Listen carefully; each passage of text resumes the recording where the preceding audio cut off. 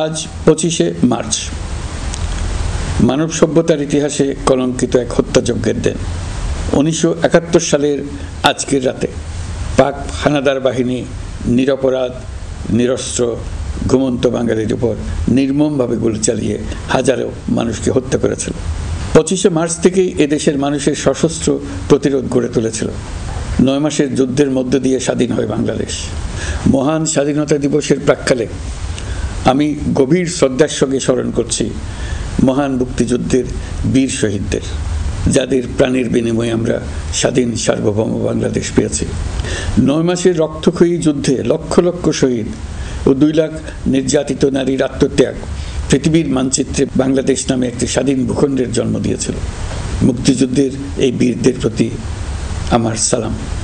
সেই সঙ্গে 24শে জুলাই অভ্যুত্থানে নিহত হাজারো শহীদ ও আহত, যারা বৈষম্য, শোষণ, নির্যাতন এবং নিপীড়নের বিরুদ্ধে বুক চিতিয়ে দাঁড়িয়েছিল, তাদের প্রতি সমগ্র জাতির পক্ষ থেকে আমি সশ্রদ্ধ সালাম জানাচ্ছি।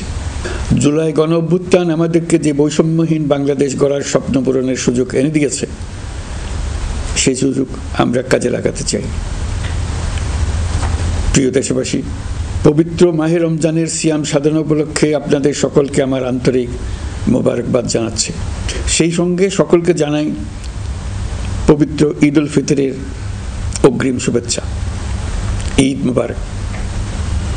এবারের ঈদ স্মরণীয়ভাবে আনন্দদায়ক হোক, এই কামনা করছি।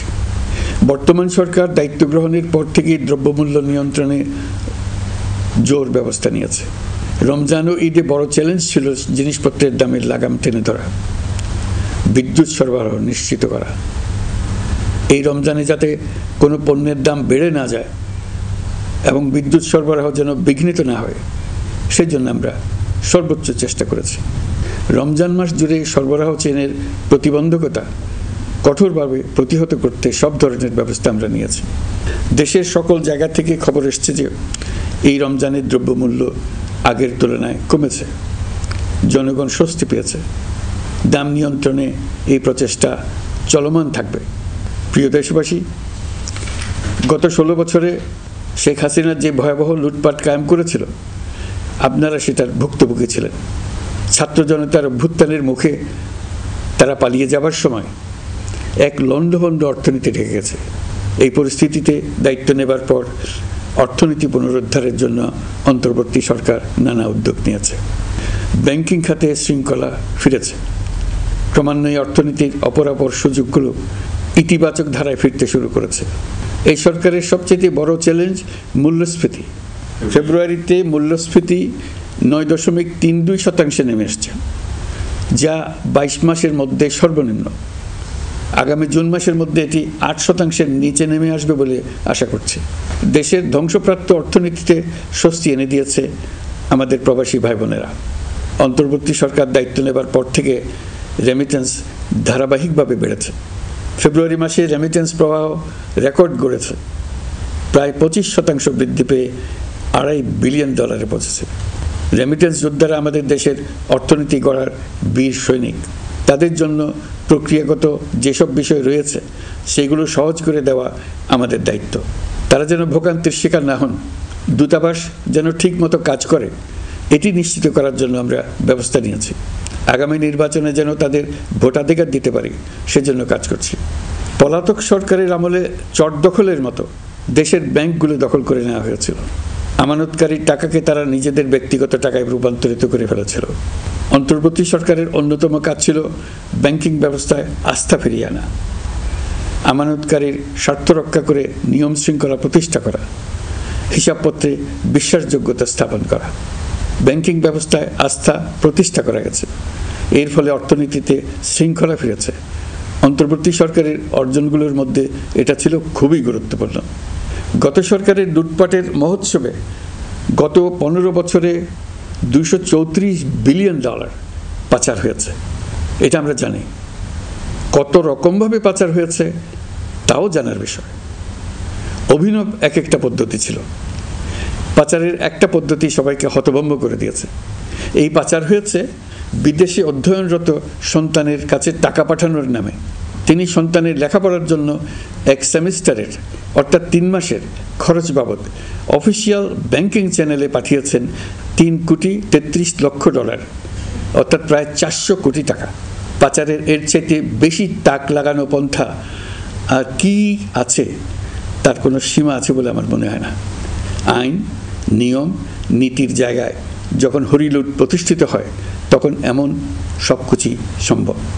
এই অর্থ পাচারকারীদের দ্রুত আইনের আওতায় নিয়ে আসার লক্ষ্যে ইতোমধ্যে আন্তর্জাতিক তৎপরতা জোরদার করা হয়েছে। প্রিয় দেশবাসী, অন্তর্বর্তী সরকার পৃথিবীর বিভিন্ন দেশের শীর্ষস্থানীয় বিনিয়োগকারীদের সঙ্গে নিয়মিত বৈঠক করে যাচ্ছে। তারা বাংলাদেশের বর্তমান ব্যবস্থায় বিনিয়োগের বিষয়ে খুবই আগ্রহী। আশা করছি দ্রুততম সময়ে দেশের নতুন নতুন বিদেশি বিনিয়োগ আপনারা দেখতে পাবেন। সরকার দায়িত্ব নেওয়ার পর থেকে দেশে রপ্তানি 13% বেড়েছে। জানুয়ারিতে 7% কন্টেইনার হ্যান্ডলিং বেড়েছে। বাংলাদেশ বিনিয়োগ উন্নয়ন কর্তৃপক্ষ ইতোমধ্যে লাইসেন্সিং রিকোয়ারমেন্টস, প্রত্যাবাসন আইনসহ বিনিয়োগকারীদের যে সাধারণ সমস্যাগুলো রয়েছে সেগুলো সমাধানে কাজ শুরু করেছে।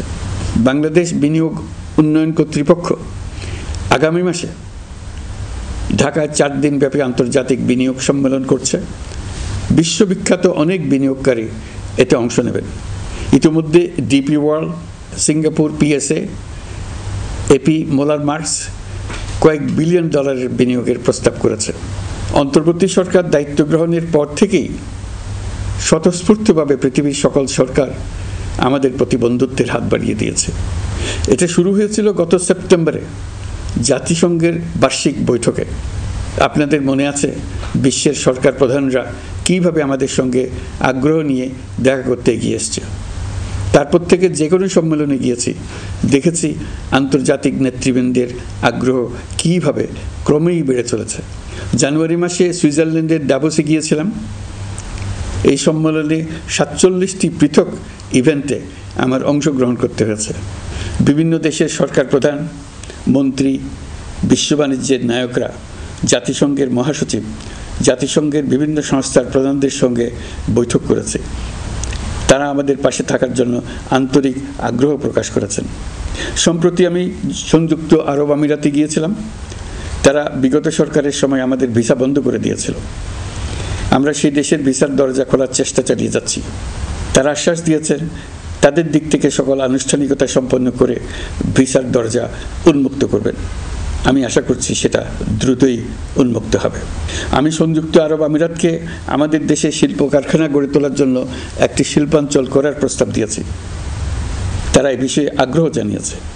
শিল্পাঞ্চলে 2টি কাজ দিয়ে তারা শুরু করবে, এই জন্য কথাবার্তা শুরু হয়েছে।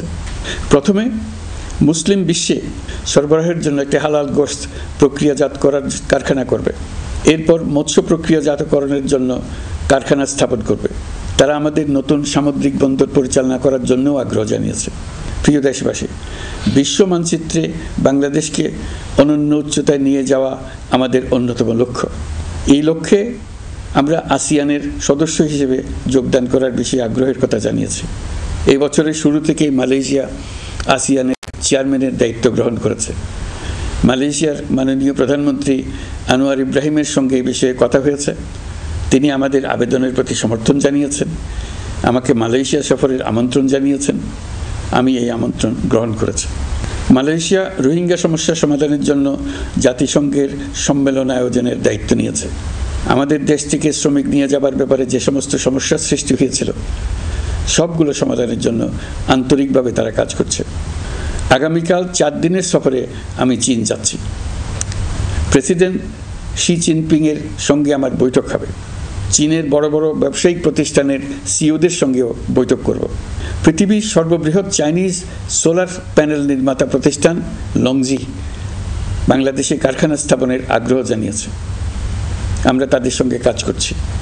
এছাড়া প্রযুক্তিগত সহায়তা, মেডিকেল সহায়তা, স্বল্প মূল্যে চিকিৎসা সহ অন্যান্য বিষয়ে আলোচনা হবে।